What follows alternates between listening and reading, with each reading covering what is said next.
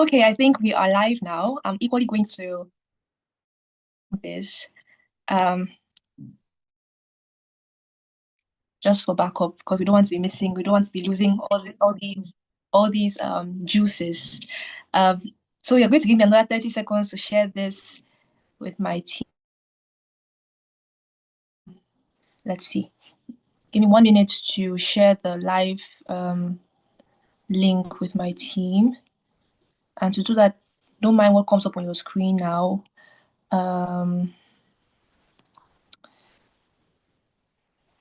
It's just that that's the only way I figured how to.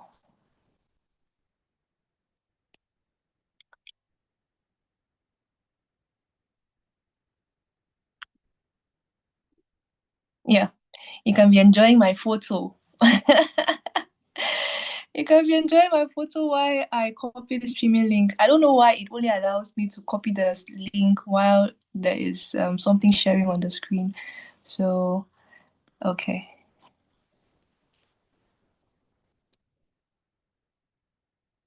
Okay. Have you guys seen the link? So you can share this to your friends. My team should also receive the link so they can share it to others. And we are officially live. Welcome to this session. Breaking the cycles of abuse, how hurts people. And I loved our last session. I couldn't get over it. And I was just so excited for our next one. The conversation was very heavy. We tried to make light of it, but it was very, very heavy stuff. And we're going to be continuing from where we ended last time. So today we're going to be talking about how trauma shows up in your life today. So I'm going to go very practical. How does it show up in your life today? And as I said, and as I always say, many of us don't realize that we are living scripts of our past experiences. I was having a conversation with somebody a few moments ago, and I was sharing with this person that our formative years are so crucial. Our formative years are so crucial because whoever we are in adulthood is shaped so much. It is shaped so much by our formative years, our childhood years. Childhood is the shortest phase of a person's life. If you think about the average lifespan, you're a child for considered to be a child for like what 18 years, and the rest of it is you're an adult. So you're going to be an adult. No, the average person will be an adult for much longer than they were a child, but your childhood shapes the rest of your adulthood, right? So many of us are living lives not realizing that we're living the scripts of whatever was taught to us in our childhood. Children do not have the ability to differentiate that, oh no, this thing that I'm being taught is not right. This one. So whatever environment you grow up in, with whatever caregivers, and not just home the environment, there's also the school environment. So it's not just about the home. When we're having this conversation, it's not just about the home. Well, yes, your caregivers or your parents can be like the primary people involved. It's not just about the home. It's also about the school system. It's also about where you went on holiday to live. It's also about the culture in the environment where you were raised. And children don't have the ability to make those critical examinations and say, oh, you know what, if my father comes back home and he's angry and he's shouting at me, a child cannot say, oh no, my father just had a bad day at work. The child rather internalizes that anger and absorbs it as shame and guilt, right? Last time we talked about the difference between feeling like I am a failure and I've made a mistake. Children do not know that difference. So every failure, every perceived failure, every perceived mistake, if it is shamed, they are shamed for making a mistake, they absorb it that I am ashamed. If they are shamed for failing, they absorb it that I am a failure, not I have made a mistake, not I have failed at something, I am a failure. Okay, so why many of us while living our lives, we never pause. We never pause to ask ourselves, where is this coming from? I was having my quiet time this morning, and the verse was, "Be alert, be on guard, because your enemy, the devil, goes around like a roaring lion, seeking whom to devour." Right. So the Bible was telling us, be alert, be on guard, because you have an enemy seeking who to devour. And that idea of being alert, of being on guard is actually what, as somebody who is teaching from a psychological standpoint, is actually what I call self-awareness. Some of us never pause to actually think and be alert and be on guard and be like, where is this coming from? What's actually happening? I behave like this. What Many of us just flow through life. You just drift. You just know this is the way things have always been, never pausing to question that where has this come from? Where has this come from? Okay. So I'm going to share with you many ways that past trauma is showing up in your life today. And you might not even have realized it. You might not even know it. The very fact that many of you are here are saying that, because I've had the conversation, many people are like, me, I've not been traumatized. So my childhood was just perfect. My childhood was like this. My childhood was like that. Just the fact that you claim to have had it perfect is a sign to me that you have never paused to review. It can also be a sign that you do not know what the alternatives are. You don't know what healthy looks like. Whatever you experience feels like, this is it, right? If you do not know what better could look like, then it's normal for you to it's normal for you to feel like, how could it have been better? This is just the way it is. This is just, and the conversation that we're having is not one of blame. We're not coming here. I always say during all of our sessions, we're not coming here to blame. It's not, and many of you are unwilling to face this trauma conversation because you feel like you're blaming somebody. You feel like, I don't have the right to, my family did everything for me. They sacrificed their whole lives for me. They did da. So you feel like, do I have the right to? You feel like you're ungrateful. You feel like, but that's not the point. It's not about blaming anybody. It's about, if I'm going to be the best version of myself, then I need to have the ability to review my past and say this was right, but this was also not right. And there was something that somebody said the other day. The person said that the fact that somebody points a gun at you, shoots at you by mistake, doesn't mean that the bullet will not hit you. I don't know if you guys are getting what the point I'm trying to make.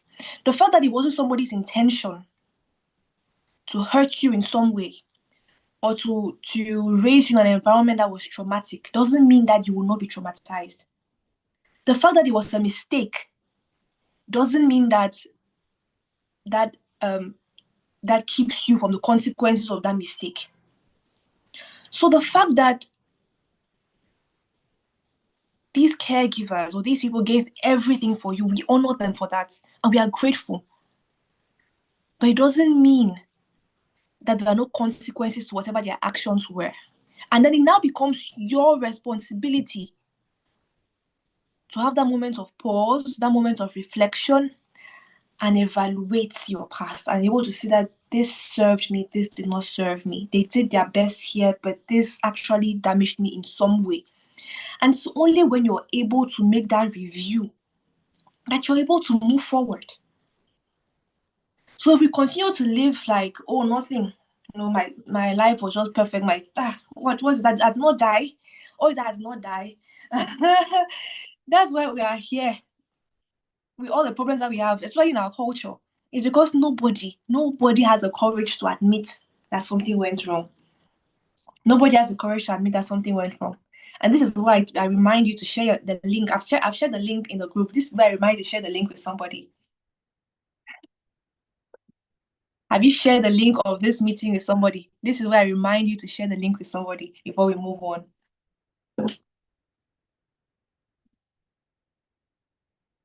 So because, as I was saying earlier, because our identity is formed in our childhood, it's difficult to imagine that childhood was not perfect because the brain doesn't like dissonance. Dissonance is the brain likeness. Like the father, I have to split my brain into two and say, my parents gave my very best, but something that they did might have been wrong. That dissonance, but the brain doesn't like it. So the brain shields on that dissonance by saying that everything was perfect. Nothing was wrong. Everything was fine. Because the moment you start questioning that everything was fine, you have to admit that, they missed it. You have to admit that. And the brain doesn't like that divide. So I'm inviting you today to have an open mind as to have this conversation. Remember that it's not about shaming. It's not about shifting blame. It's not about guilting anybody. It's just about you being able to access the next level of your life. You being able to heal from things. You have to name them. if you are going to heal from them. If you're going to heal from them. So I'm going to continue now by sharing. So this is where I come back to sharing my screen. Or maybe I shouldn't share. Maybe I should just read them out. So I read a couple of posts the other day. Well, not the other day, yesterday night. And this morning, if anybody saw my status. And I was talking about the psychological myths of African parenting. Yeah. I put on my status and I got some feedback. So I was like, okay. And I just want to run us through a couple of these things that I put on my status on this carousel, just to highlight some points. So one of the myths that many of us grew up with is that discipline means hitting. Right. So many of us were actually physically abused, right? And it was called discipline. Now again, our parents don't know better. This is what they knew. This is what many of us are even still practicing. Many of you, maybe you have younger ones, you still whip them, you cane them. Some of you have children, that might be what you're doing. But what we don't realize is what this has caused is that you now have a generation of people, you and me, who don't know how to resolve conflict. And many of you don't know how to resolve conflict without violence. You don't know how to resolve conflict in a healthy way. You don't know what healthy communication looks like. You have never witnessed what it means to have a disagreement with somebody and the two people sit down and have a conversation about it and they settle the issue. You don't know what it looks like because you grew up in an environment where the way problems were solved was by hitting, quick fix. I don't need to do the hard part of communicating with somebody, being vulnerable, active listening, empathy. These are all elements of healthy communication. I don't need to do that hard part. I can just hit. And the person will comply. So you're an adult now who does not know what conflict resolution looks like. You're an adult now who does not know what healthy communication looks like. You're an adult now who avoids confrontation at all costs. Many of us here, sometimes you even disagree with somebody. Somebody is sharing something with you. You have an idea. You have the fear of, I cannot confront. I cannot disagree with somebody because where you're coming from, the moment you disagree, it is. So we have a generation of people who do not know what healthy conflict resolution looks like, who think that abuse is normal. You have ladies who are in relationships now. They are hitting you. They are beating you. But because you're coming from a place where you were taught that people can love you and hit you. So when your boyfriend is hitting you and he's saying that, baby, it's because I love you.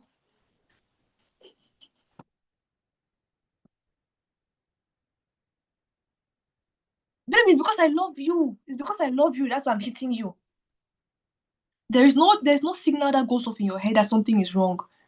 And I was having a conversation with somebody just earlier, and I used this illustration. The person's argument, counter argument was that you can't really compare the child and this mature person who is being hit by her boyfriend because this person is now an adult. The other one is a child. Not as a child, you can still hit the child, but as an adult, And what I said in response was that, what I said earlier at the start of this meeting, that who you are as an adult is formed by what you learned in your childhood.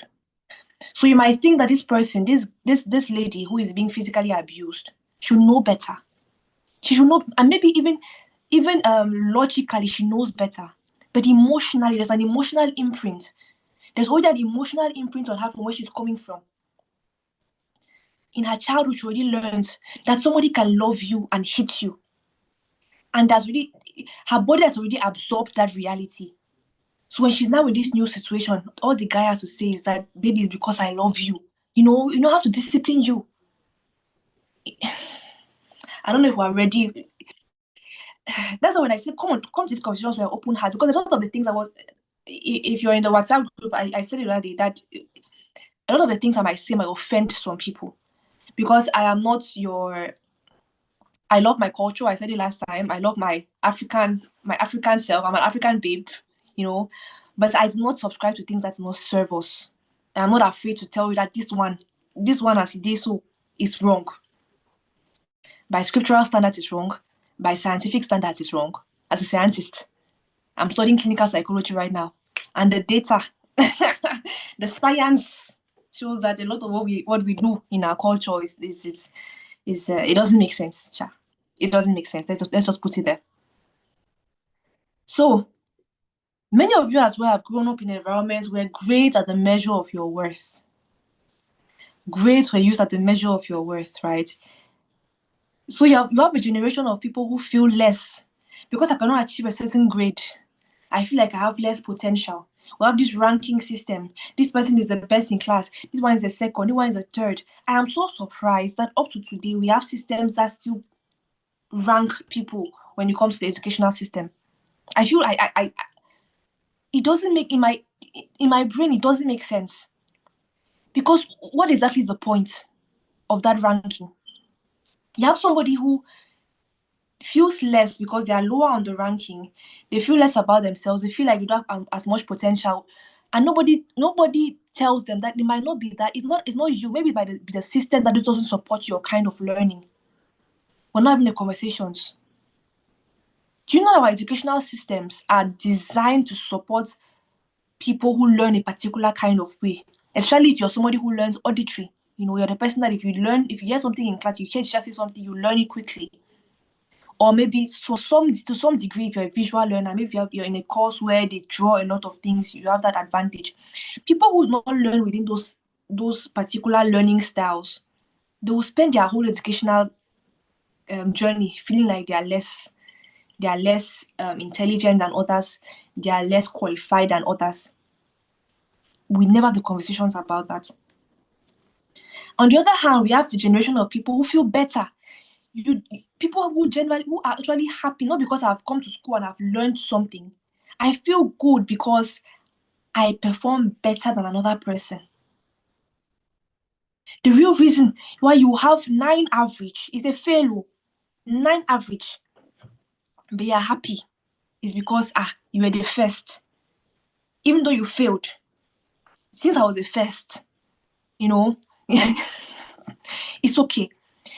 Your reasoning is not that, why did I fail? How can I improve? This is clearly a fail. But you are consoled. Sometimes it doesn't even occur to you that you have to evaluate why you had a failed average and where you can improve. It doesn't even occur to you. As long as you can justify it by saying, I ranked better than other people.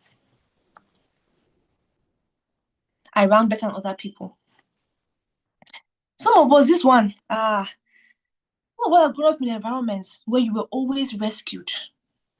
You were always, some of you, I don't know if I say this one. Some of you were dismissed from school. Maybe your parents went and paid that they should put you back in that school. Or you were dismissed from one school. They came and paid that you should enter the class in another school. Or you were supposed to repeat. Some of you were supposed to repeat the class. But they paid that you should go ahead. Abi, you guys want to pretend that you don't.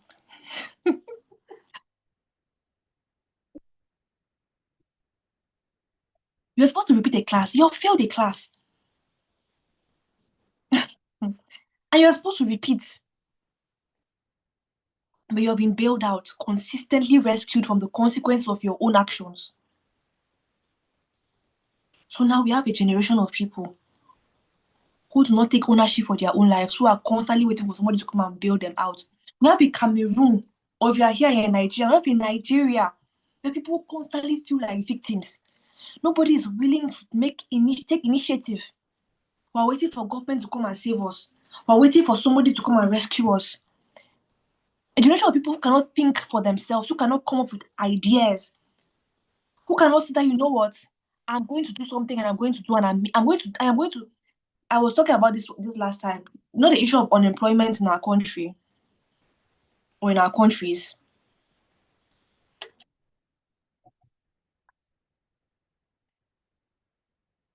Because of this, not a lot I've said about the educational system. Because it was all about the grades. Now we have people with certificate. You have certificate. Let that certificate translate into real life. Alors, let's see. You cannot.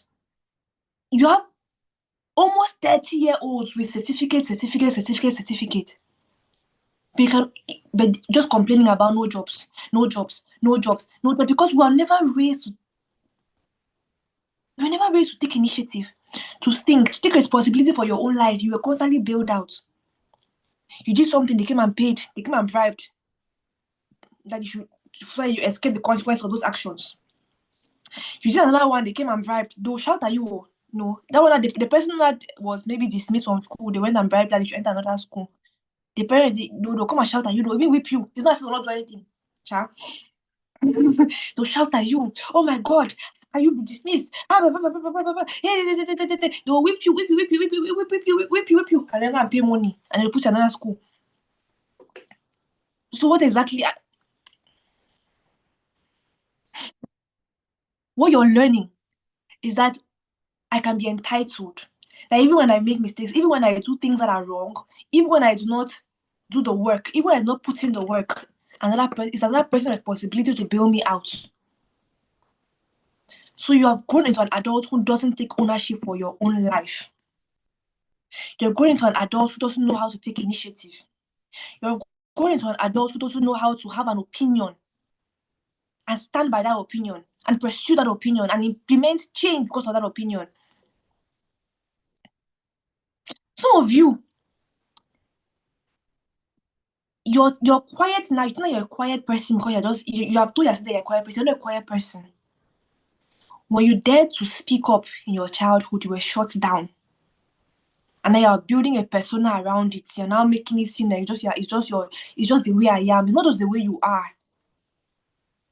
It's the people who were timid, the people who were shy, who were applauded. You know, some of you have siblings. It's a quiet sibling. They say, "Hey, can't you be like this one? Can't you be like this one?" Is that not what they used to say? Can't you be like this sibling? See as she's quiet. See as he's quiet. You know, this is how children should be. You that you were more expressive, more talkative, they'll be calling you show. Hey, show pong nose. Many of you are supposed to be at the forefront in whatever circle you are right now. You're supposed to be leaders. You're supposed to be driving change in our nation, but you were shut down as a child. That expressive nature of yours, they call you show. They call you pong they call you oversabi. Oversabi. They call it oversabi. And you're now quiet.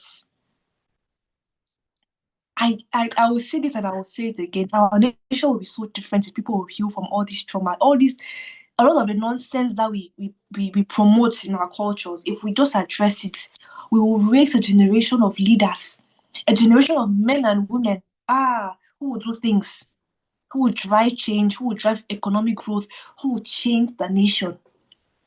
But it's the little things that happen here and there. Little things that happen here and there.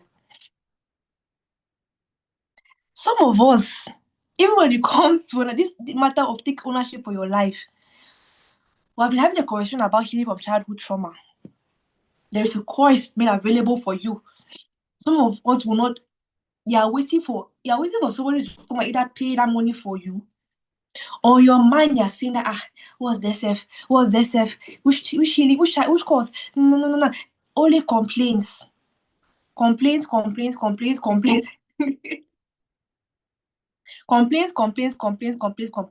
You don't know how to take ownership of your life and say that, you know what, I'm going to grow. I'm going to overcome this difficulty. I can change.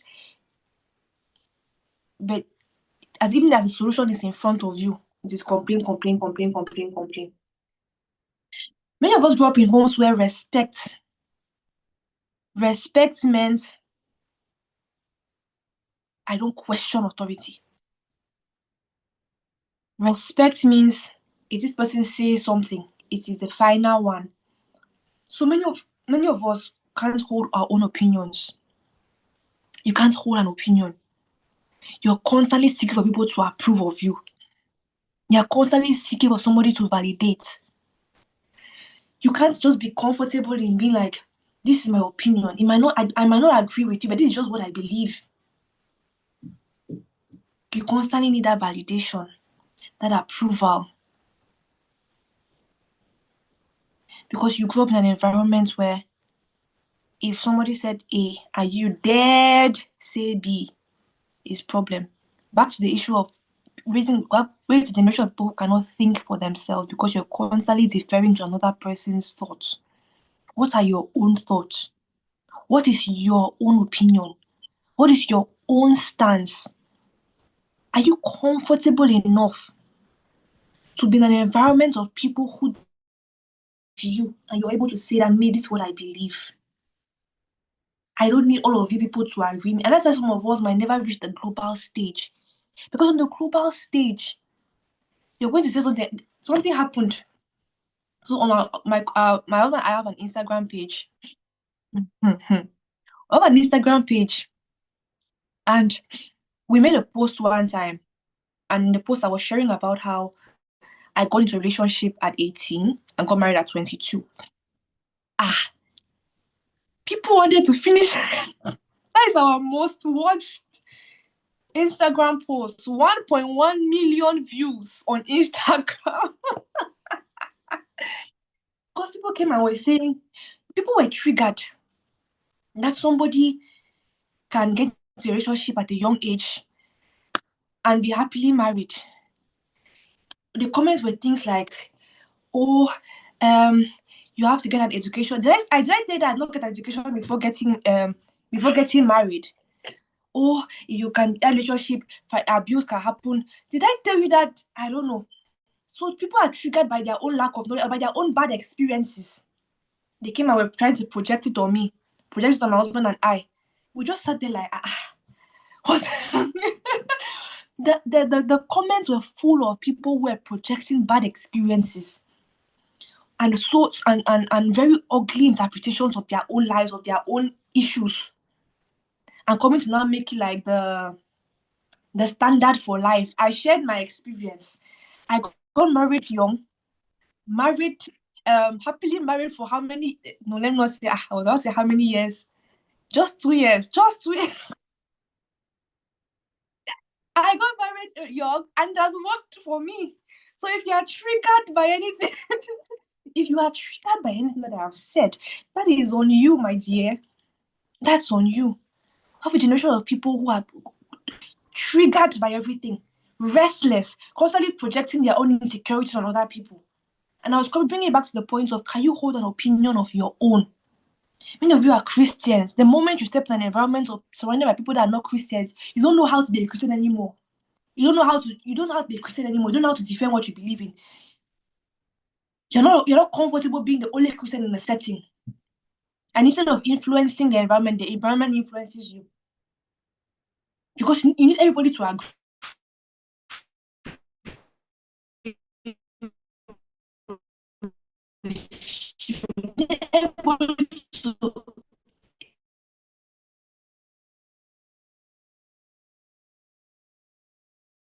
We feel guilty for feeling bad about something. Somebody hurts you and you feel bad and you feel guilty for feeling hurt.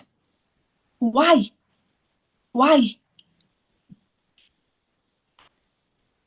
do you need to be validated that your experience is valid, your emotions are valid? Now the conversation about whether you should be led by those emotions or what your response to those emotions should be is a different thing. It's a different conversation altogether. But let's just start by the fact that, why do you need somebody to give you permission to feel the way you do? For some of us on the other side of the spectrum, where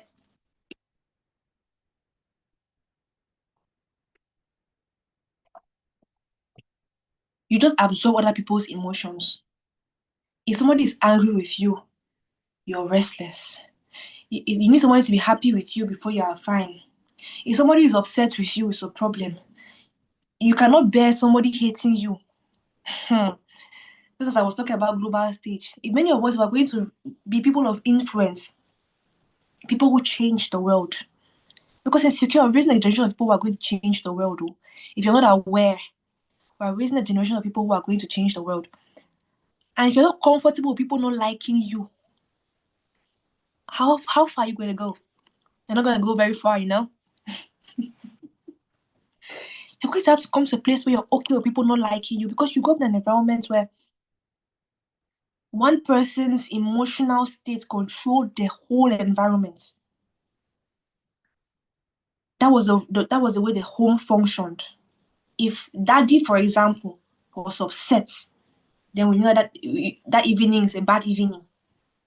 If mommy gets angry, if she even gets angry and you move quickly, if you move on quickly from her anger, you get into trouble again for I'm shouting at you, you're not feeling bad. Or when they beat you and you're not crying, say I'm beating you, you're not crying.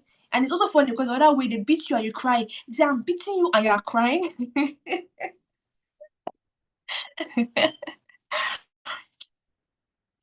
But many of us, for example, some of you are on social media, and I was having this, I was encouraging my team just the other day, and I was reminding my team that, you know what, we have to get past whatever feeling of metrics validating us, or needing the likes, needing the attendance, needing the subscribers. There are many of you who have ideas that will change the world. There's something that you are called to do, even if it's just you 1, 2, 3 people, and God just wants you to be faithful to it. But you need you're uncomfortable. You need the numbers to validate your calling. You need the vanity metrics to validate. So God's call is not enough. God's call is not enough. You need the constant validation of people liking, of people praising you, of people applauding. Let's bring it back to your childhood. Many of you grew up as children where every small thing that you did, you were applauded. You were applauded. And that's what, as I have 2 daughters now, and I was having a conversation with my husband the other day that we have to be careful because our toddler, when we were training her when she spills something on the floor, when she maybe plays with her toys, or sometimes she just throws clothes down. We have trained her to always pick them back up, even if it means that I stand there for 30 minutes until she picks every single thing up. She'll pick them up, and she has now developed this habit where when she finished doing it, she claps for herself, because that's what we started doing. We initially started doing when she started being responsive to our instructions. She would do something. I'll be like, "Oh yay! Let's clap for Mama. Let's clap for Heavenly." And then we notice that any small thing that she does now, she claps for herself. She's waiting for the applause. Right? She's waiting. She will just do one small thing. Maybe I'll give her something to go on. Maybe I'm changing our newborn's diaper. I give her the diaper. That Mama, please go and help me and put it in the bin. She'll go and put it in the bin, and then she'll turn to you and be like, she wants the applause. She'll clap for herself. And looking at you, then she also clap. She also clap for her. And I have to stop applauding every small thing that she does, because I'm like, let this child not grow up thinking that normal things we should be clapping for you for every small thing, as if some of us were raised as if. And I feel like this is not frequently talked about. There is the extreme where many of you were not even praised or applauded at all. There's the extreme where nothing I did was enough. Nothing I did was enough. But there's another extreme where every small thing you are applauded. Every small thing you are praised. You are praised. You have this mark. You have this one. You do this one. They clap for you. They applaud you. They did that applause doesn't come in your adulthood. They did that it doesn't come. You don't know how to function. The day the applause doesn't come, you don't know what to do. You don't know what to do. So we have a generation of people, we have a generation of adults now who cannot do anything if it's not being validated by the masses, if it's not being validated by the crowd, if the applause is not there, if they're not being clapped for. Let's move on.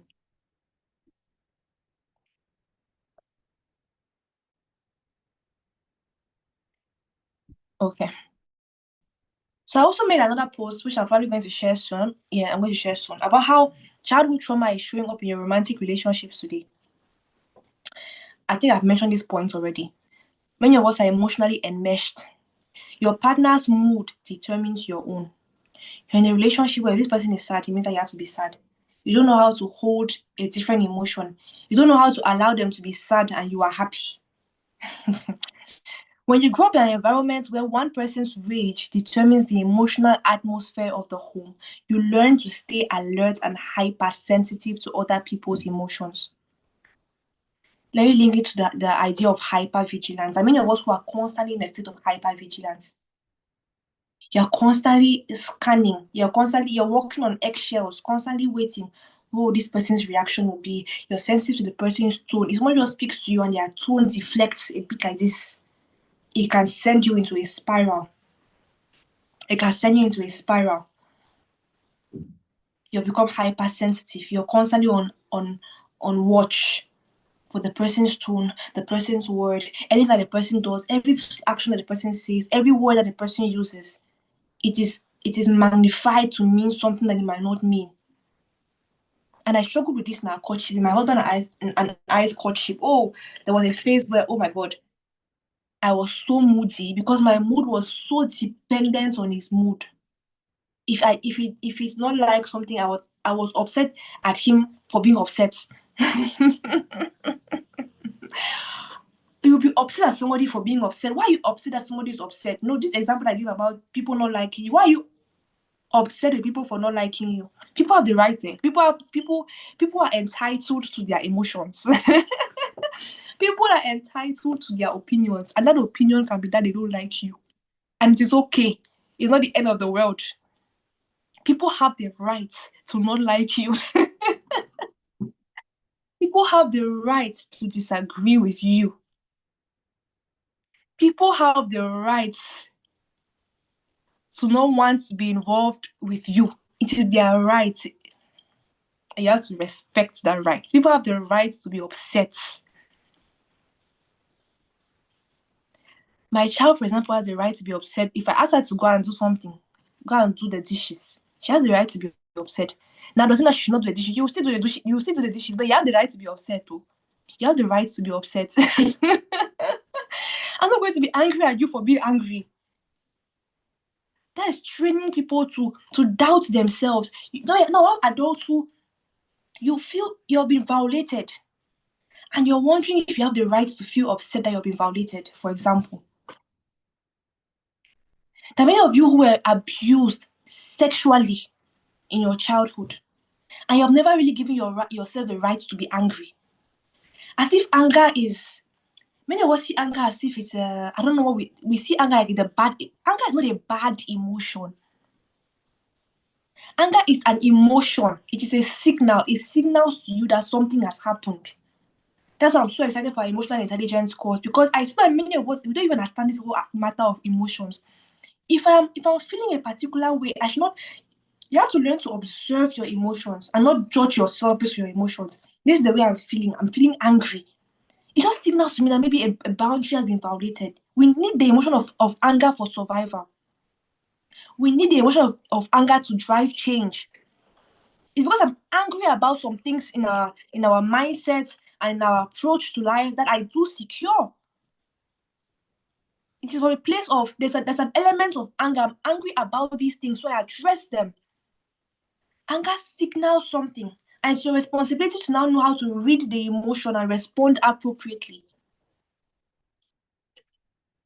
Many of you were abused, and you don't know whether you have the right to be angry because the person that abused you was your uncle. Maybe the person that abused you was a person in authority. You don't even know whether you have the right to be angry.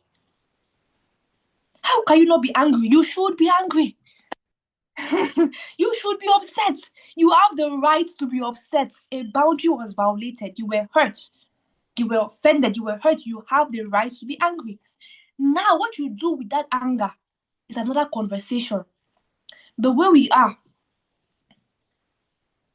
you have the right to be upset. It is your right. You have the right to be angry. You have the right to be hurt. You have the right. Give yourself that right. There is trauma that you will never heal from unless you give yourself the right to be angry. This is how, the same way that one of the misconceptions about emotions, we say things like men don't cry. It's the same thing with women. We say things like women don't get angry. What does that even mean? What does that even mean? It's what you do with anger. It's what your response is to that emotion that is important. But the emotion itself, it is simply an emotion that signals something. It's your responsibility to understand what that signal is, to read the signal. Sometimes I feel things if I don't understand what I am feeling them about. Sometimes I feel maybe restless, and I have to think and say, oh, I'm feeling restless. I acknowledge the fact that I'm feeling restless about something. Before it even reaches my logical brain, I'm really feeling it before I can even understand it. So I allow myself to feel it. I observe the emotion that I'm feeling restless. What is going on? And then I start thinking.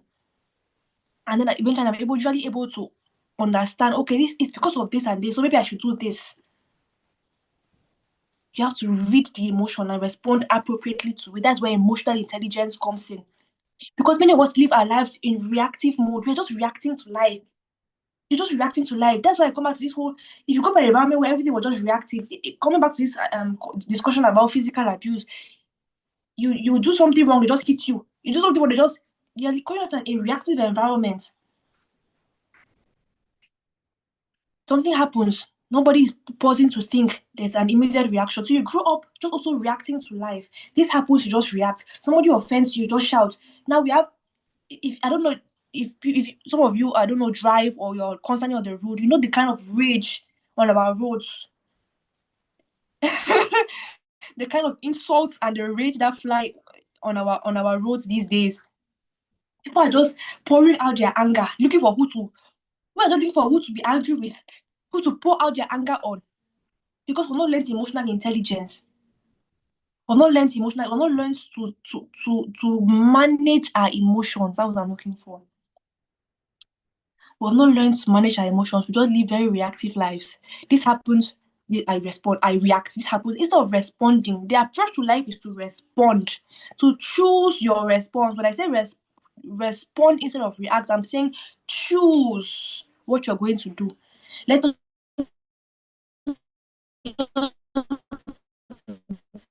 your brain are just kicking. Oh, do this, do this, do. Shout at them, hit them, do this, insult them.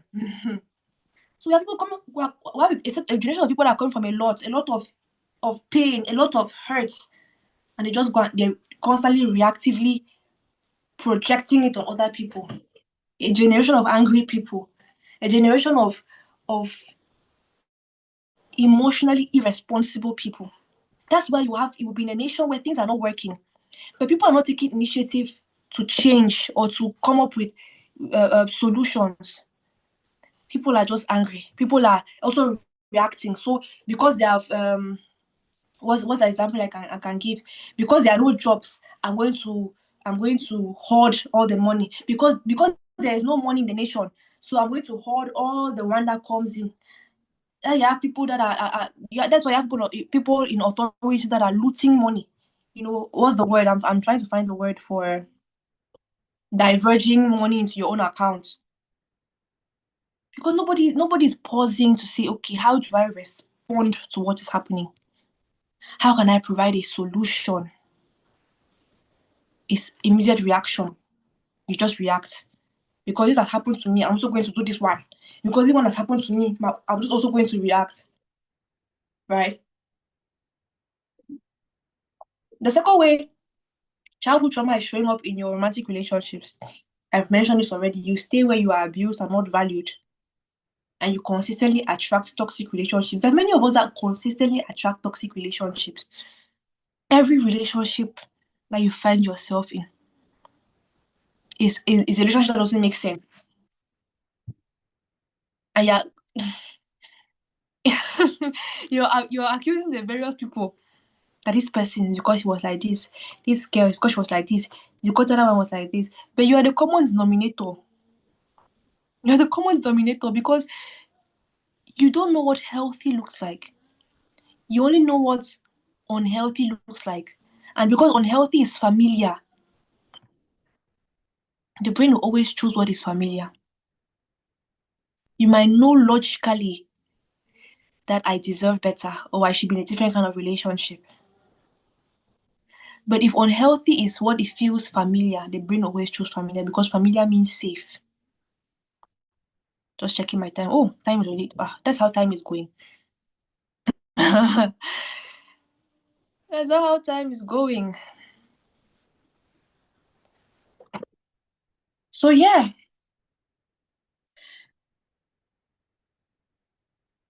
many of us we overreact to small mistakes.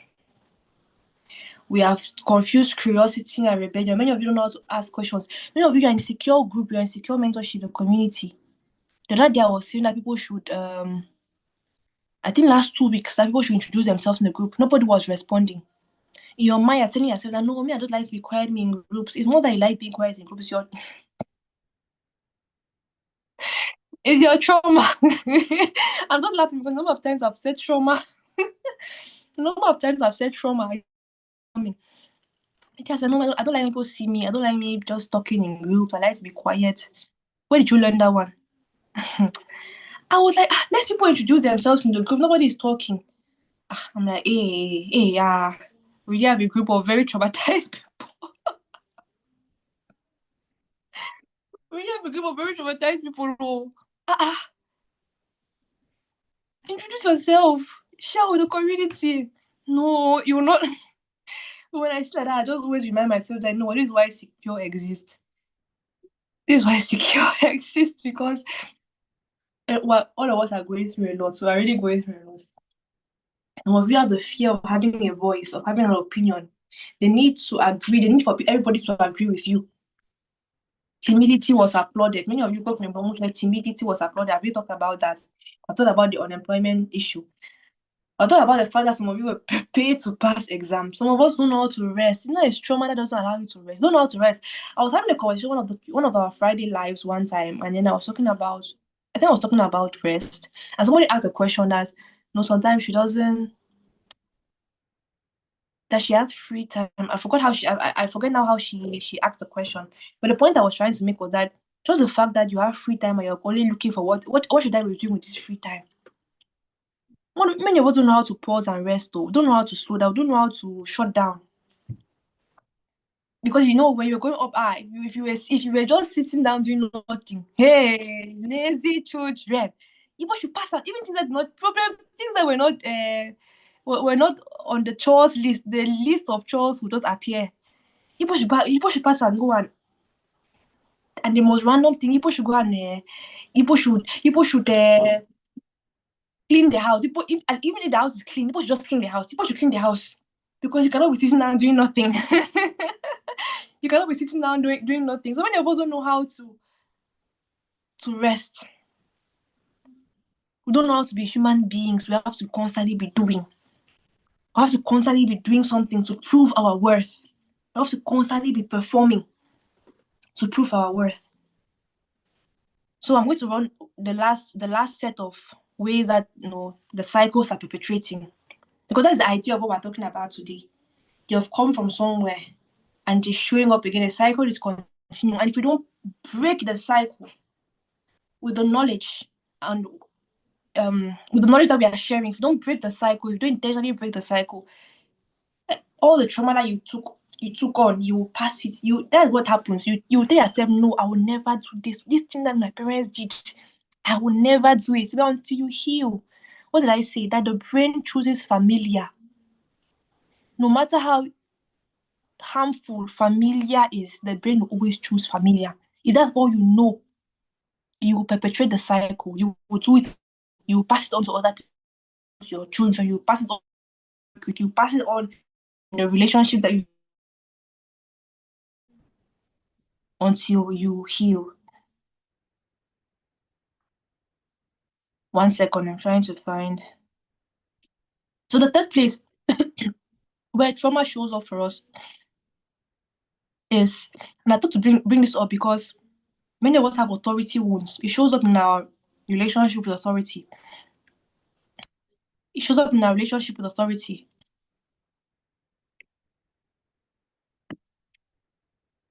One second, guys.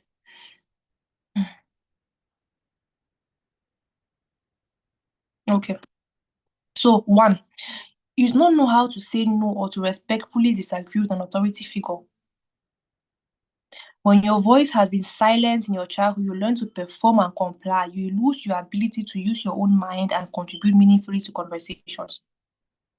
Now, some of you that are afraid to even approach me, you're in the group, you're afraid to approach me because you're like, no, I don't want to disturb Auntie Dani. I don't want to ask a question. It should not be as if some of you don't agree with something that I'm saying, but you don't have the courage to come to my inbox and say it's like this. You said this one, but this is what I think. I don't really agree. Why? Because you've come from a place where if you try that one, I'm open. I want people to come and say, oh, I don't agree with this. This is my evidence. This is why I think so. But you're afraid. If you have a question, but you're afraid that if you ask the question, I'm going to see it as if you're questioning me. That would be some of people's minds. Then if I ask a question now, it will be as if I'm questioning her. It will be as if I'm challenging her authority. I beg, challenge the authority.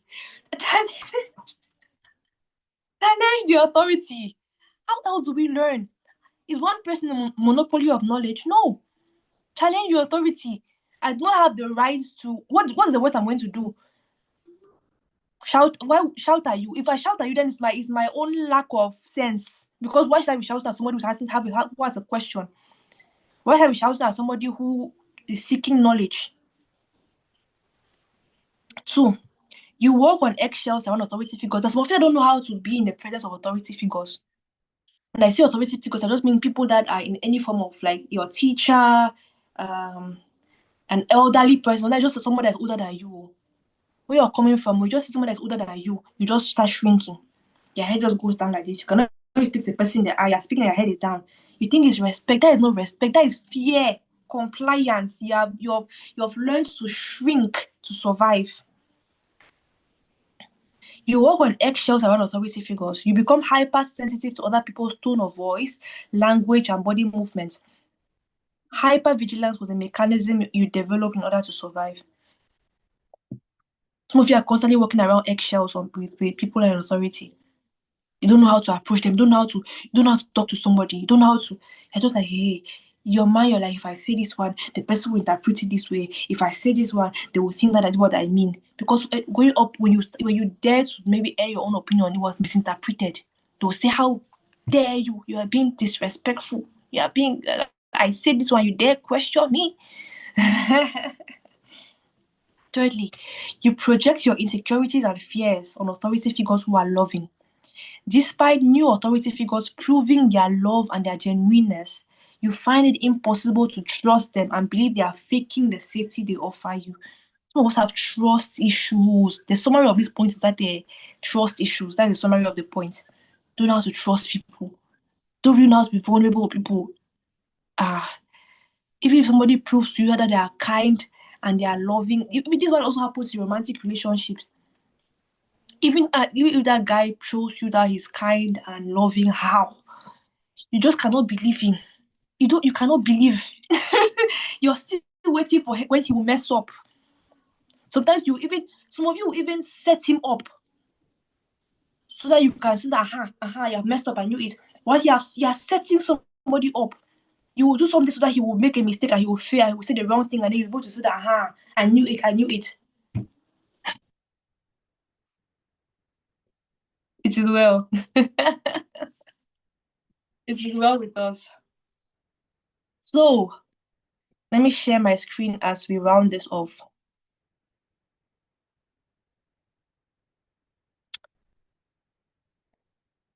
So guys, I hope you're beginning to see the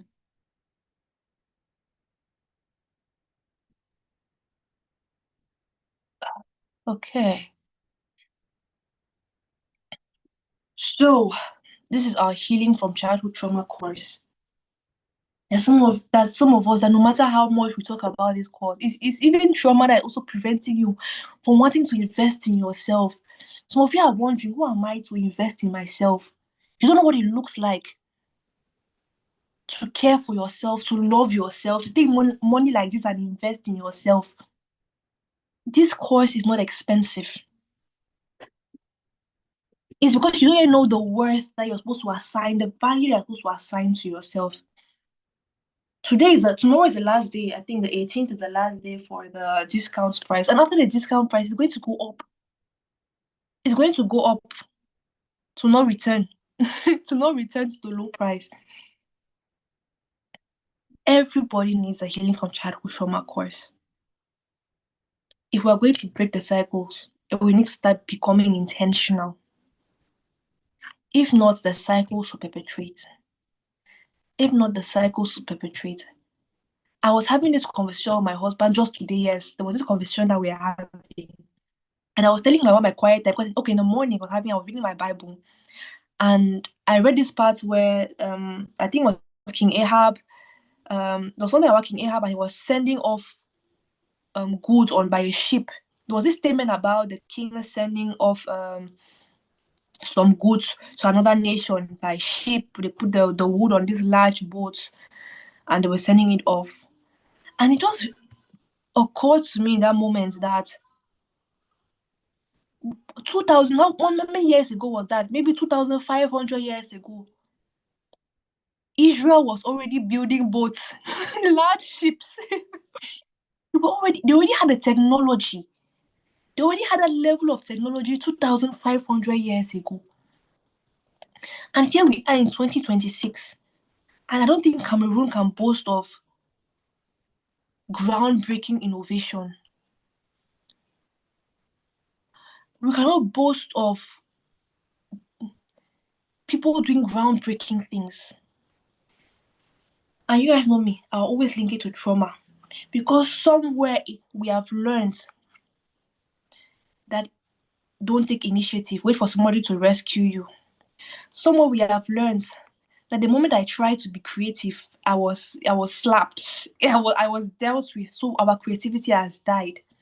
Somewhere we learned that we should not disagree with other people. So you have an idea, you have a proposal, but you have lost your sense of initiative. You have lost your sense of innovation. And I was just marveling. My husband and I were having a conversation that, yeah, that's very true. And many people will say religion is the problem. The problem is not religion. The problem is our interpretations around religion. And I was having a conversation. I was also telling my husband that as somebody who is studying like clinical psychology now, one of the most difficult clients in therapy are those who come from a religious background, because it comes to so much. Somebody is trying to get out of a toxic relationship, for example, but they can't bring themselves to overcome the guilt. There's a constant, so there's an interpretation of Christianity that has meant you have to suffer. There's an interpretation of Christianity that has meant, it is when people hurt you that you are doing Christianity the right way. When you're in toxic relationships, or the other aspect of you're ungrateful or you're dishonoring if you dare say that somebody has hurt you or that what somebody did is wrong. So sometimes the most difficult therapy clients are the ones who are from religious backgrounds because of the interpretations of Christianity or whatever religion usually hold people in so much guilt. And there are many of you who are struggling. You are struggling and you're struggling around your interpretation of what it means to be a good Christian. Some of you think that even this one attending therapy is a problem. For some of us, it's the financial aspects. We're thinking, hey, no, these people don't want to take money. It's their trauma because this one just collect money from me. This one just collect money from me because you might, for example, not have gotten to a place where you feel like you have any value to give to other people that people can pay for. You don't think you yourself you are valuable enough to offer value that other people can remove money like this and pay for. That's why you're projecting on other people that know what they want to even teach me, what do they want to offer, what do they. So yes, on the 23rd, we are launching this course, and I want to see all of us there. Do this for yourself, invest in yourself. Aren't you tired of the cycles perpetuating over and over and over again? Let's do better. Thank you so much, everybody. We're going to end there for today. I don't know if there are any questions. I've tried to stay within the 1 hour. Within the 1 hour limit. We'll continue unless somebody stands up and says, you know what, I'm going to be different. Even if it means going against the culture. A lot of what I say here, I'm going against a lot of what you know. A lot of what our culture says. And if I was somebody who was insecure, somebody who needed everybody to agree with me, I will not say these things. If I was looking for everybody's approval, I would not say these things. Imagine saying that hitting your child, like was caning, is not. You have to rethink it.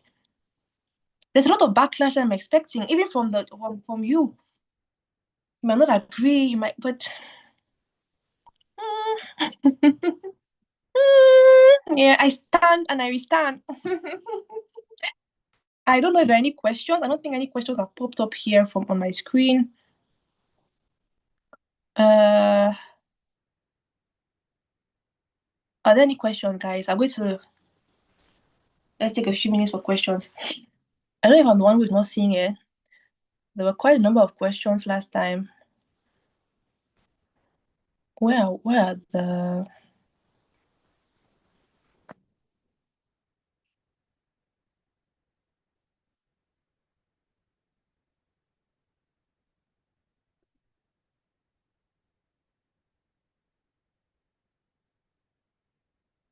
Okay, guys, if there are no questions, that's fine. We're going to end here and we're going to continue in the group.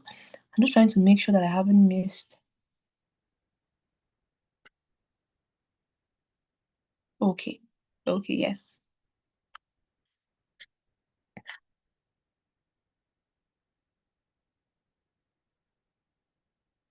Um,